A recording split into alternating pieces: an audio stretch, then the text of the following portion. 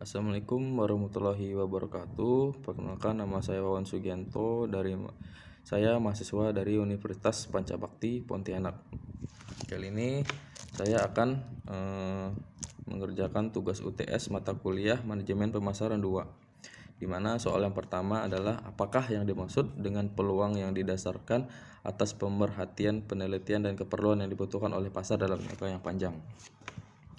Oke, jawabannya adalah salah satu cara memanfaatkan peluang bisnis yang ada adalah dengan membedakan dengan produk yang sudah ada di pasaran. Dengan melakukan analisa pasar, kita bisa mengetahui peluang apa yang masih jarang persaingannya dan produk kedepannya pasti akan menjadi lebih baik. Sebagai seorang wirausahawan, Anda harus jeli melihat kesempatan dan peluang positif di tengah kondisi pasar yang sedang bergejolak. Tentunya kita juga harus menghindari praktik bisnis yang tidak bermoral seperti menimbun barang kebutuhan pokok dan kebutuhan survival. Pada saat waktu beberapa tahun yang lalu, kita menghadapi pandemi COVID-19 di mana semua orang membutuhkan seperti hand sanitizer dan masker. Di mana orang pada saat itu yang pebisnis banyak melakukan penimbunan seperti masker dan hand sanitizer hanya untuk mendapatkan keuntungan sesaat pada masa pandemi waktu lalu. Inti dalam berbisnis adalah memberikan solusi dan nilai bagi konsumen agar tercipta hubungan yang berkelanjutan. Orang selalu membutuhkan sesuatu dan mereka akan memilih produk yang bisa memberikan nilai dan manfaat yang paling optimal dalam menghadapi wabah COVID-19 pada saat itu. Sesuai dengan prioritas kebutuhan masing-masing, peluang dan kesempatan akan selalu ada. Apapun industri bisnis kita, mulai dari pakaian, makanan, atau retail sekalipun, seringkali yang menjadi salah satu adalah bukan industri kita, melainkan bagaimana metode dalam penjualan produknya. Misal, dengan banyaknya orang yang menerapkan social distancing, penjualan secara digital akan meningkat. Jelas iya, karena ini adalah kesempatan terbesar kita untuk beradaptasi dengan situasi yang sedang terjadi pada saat itu. Oke, untuk soal yang nomor 2, jelaskan kiat apa dalam pemasaran yang paling mendasar. Analisakan satu persatu jawaban Anda. Oke, yang pertama, dia ada 4. Yang pertama adalah menentukan strategi pemasaran yang berfokus pada solusi.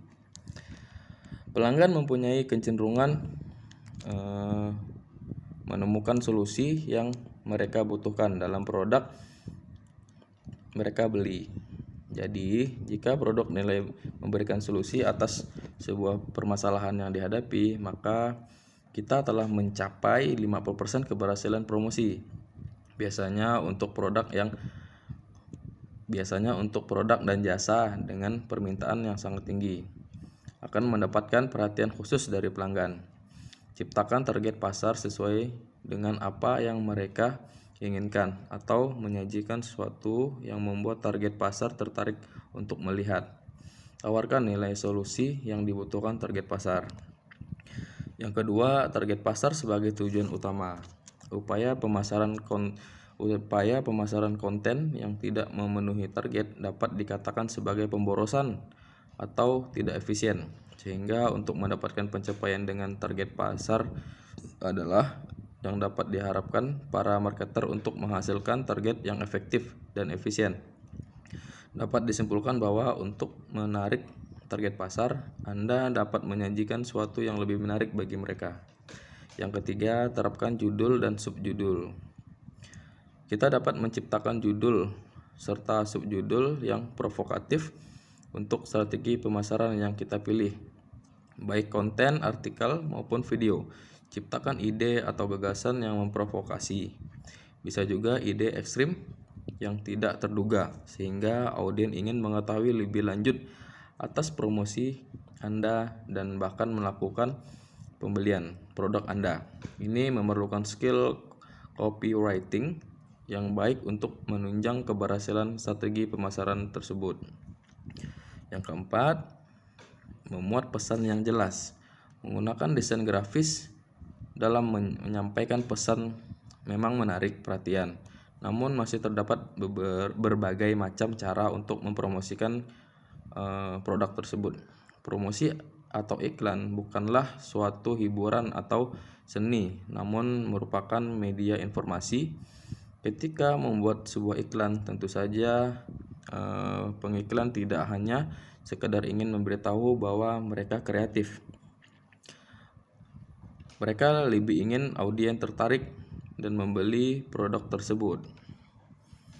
Oke, untuk soal yang nomor 3, jelaskan konsep inti pemasaran.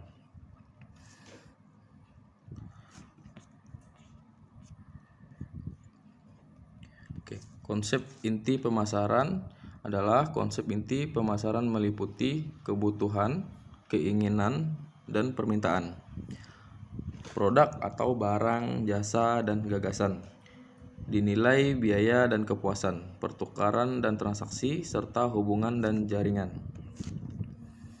Untuk soal yang nomor 4, jelaskan apa yang dimaksud dengan value dan satisfaction, dan apa hubungan antara value dan satisfaction. Untuk jawaban yang nomor 4, produk atau tawaran dikatakan berhasil apabila ia memberikan nilai dan kepuasan kepada target buyer atau target market. Di pasar banyak sekali tawaran, lantas dengan cara bagaimana pembeli menentukan pilihan produk yang diinginkan untuk dibeli?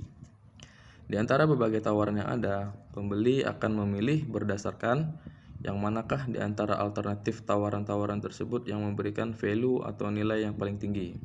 Apakah value itu? Value adalah rasio atau perbandingan antara apa yang konsumen peroleh dengan apa yang telah ia korbankan atau berikan atau dikeluarkan.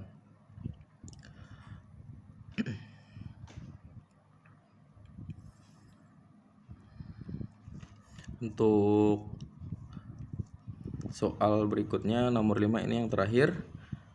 Selling konsep merupakan orientasi bisnis umum lainnya. Apa yang dimaksud dengan konsep penjualan? Dan apa bedanya dengan konsep pemasaran? Oke.